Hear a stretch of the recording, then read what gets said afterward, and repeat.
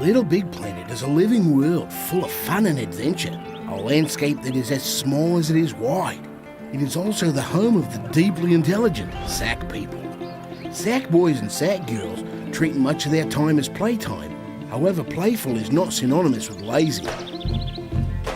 What drives them is their desire to adventure, alone or in a pack, like wolves or gum. But what makes them truly unique is their sense of adaptability. When they are on the move, nothing can stand in their way, not even a giant blue monkey. Here we see a Sack girl failing to negotiate a series of obstacles.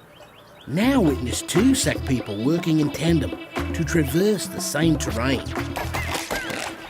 When collaborating, they can exert more force on simple objects, moving and tossing them about to suit their needs.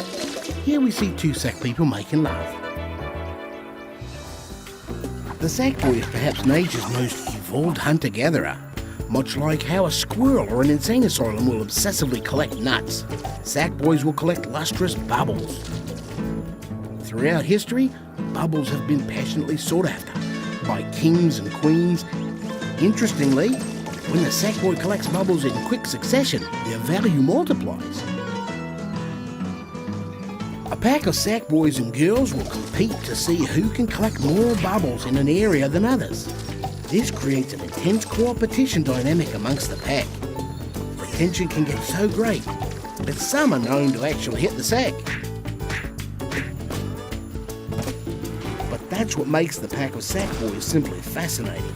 Sack people will climb to the top of the highest hill just to prove they can. They will also seek out every unexplored corner and hard-to-reach ledge for stickers, construction materials, and, of course, wardrobe accessories. There is a dark side to Little Big Planet, however. The Sack boy must endure and overcome many environmental hazards. Death, sadly, is part of life. And when the Sack boy fails, it is an epic fail.